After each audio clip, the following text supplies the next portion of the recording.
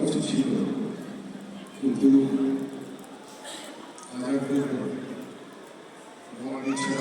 মিলিয়ে গেছে।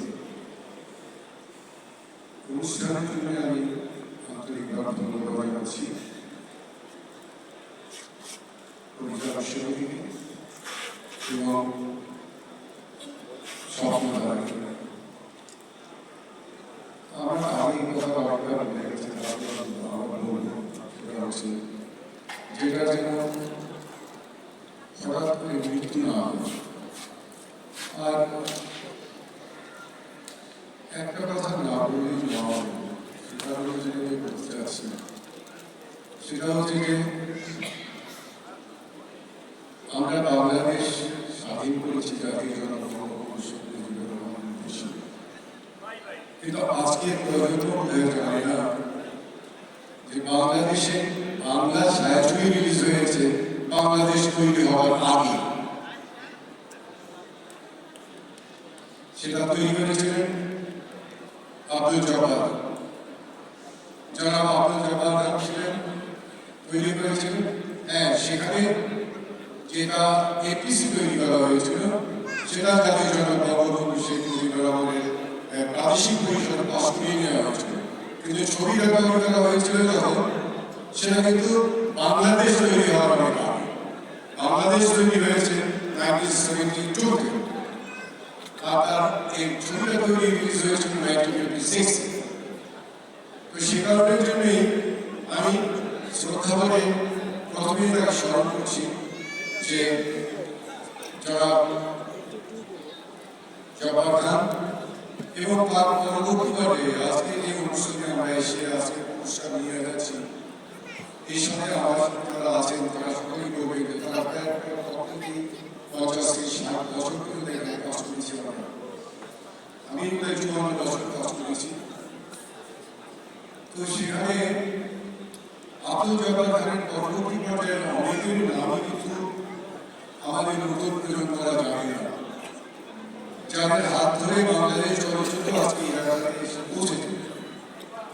Captain Baba, captain Motazir, Mustafiz, S M Shafi, Kazi Zahir, Zahir Raihan, Kamal Ahmed, আমার পাশে আছে আব্দুল জলিল মিন্টু, দিলীপ বিশ্বাস, এইসব জ্ঞানী, এইসব গুণী পরিচালক যারা ছিলেন,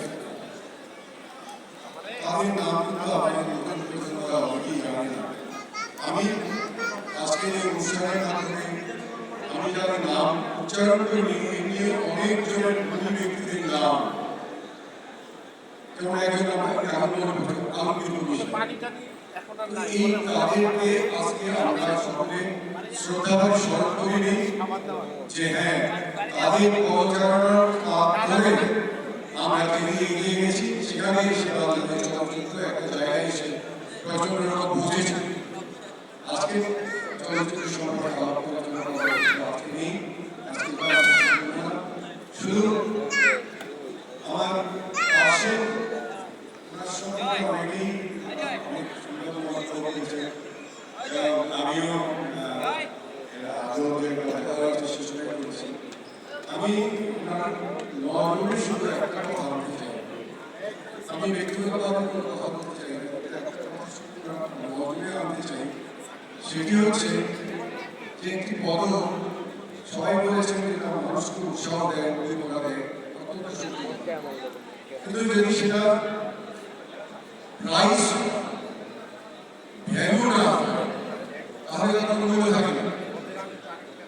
অর্থাৎ আপনি দাম দিলেন, মূল্য দিলেন, তার কিন্তু কোনো মূল্য থাকে না। এই পদকটা নিয়ে বাসায় গিয়ে ঘরের কর্নারের মধ্যে রেখে দেওয়া হবে। এইটা আমার কাছে অনেক বেশি। যারা আজকে আমার সামনে এসে আমাকে ভালোবাসা দেখিয়েছেন, যারা আমার প্রতি আন্তরিকতা দেখিয়েছেন, তাদের প্রতি আমি শুধু মুখ্যমন্ত্রীকে একটা জিনিস অনুরোধ করি যে একটি পুরস্কার একজন নায়ক আপনার 10 বার পেতে পারে, একজন নায়িকা আপনার 10 বার পেতে পারে, একজন নায়ক নায়িকা একটা ছবি তুলে কিন্তু কয়েকটি পুরস্কার আছে বাংলাদেশ সরকারের, সেটি হচ্ছে যেমন আমাদের স্বাধীনতা পদক, যেমন 21শে পদক, যেমন আমাকে আজকে যেটা দেওয়া হলো আজীবন সম্মাননা পদক। এটার অর্থ হচ্ছে এই পদকটা কিন্তু আপনি এই জীবনে দেওয়া যেতে পারবে না। যাবে আজীবন সম্মাননা পদক পরিচালনার সঙ্গে আপনারা দিতে পারবে না, পারবে না। যদি তেমনি ভাবে 21শে পদক যারা পেয়েছে তাহলে কি দ্বিতীয়বার 21শে পদক দেওয়া যাবে না, যাবে না। সেই কারণের জন্য আমার মুখ্যমন্ত্রীর কাছে অনুরোধ যে আপনি এটার ব্যাপারে একটু আলোচনা করুন, যা যে পুরস্কারটি দ্বিতীয়বার দেওয়া যায় না সেই পুরস্কারটিকে অন্তত আপনারা ভিআইপি ঘোষণা করুন। আমি সবগুলো কথাই অনেকবার বলেছি, গৃহীত হয়নি বা হয়নি। আজকে শুধু এইটুকু বলছি যে পুরস্কারটি দ্বিতীয়বার দেওয়া যাবে না সেই পুরস্কারটিকে নিয়ে আপনার একটু ভাবতে পারেন। এবং আরেকটা ছোট্ট একটা কথা বলি, সেটি হচ্ছে আমাদের চলচ্চিত্র জগতের শিল্পী কুশলী যারা জীবনের অনেকগুলো বছর এখানে কাটিয়ে দিয়ে গেছে, কিন্তু জীবনের একটা প্রান্তে এসে শিল্পী একজন কুশলী স্পেশালি শিল্পী যারা তারা কিন্তু তারা খাবারের জন্য রাস্তায় রাস্তায় ঘুরে বেড়াবে। এমন দেখা যায় যে আমাদের অনেক শিল্পী ছোট ছোট দোকান করে তারা তাদের জীবন বহন করছে। একজন অন্য সবকিছু কিন্তু আমরা অনেক কিছু সাহায্য করে থাকি, সরকার সাহায্য করে থাকি।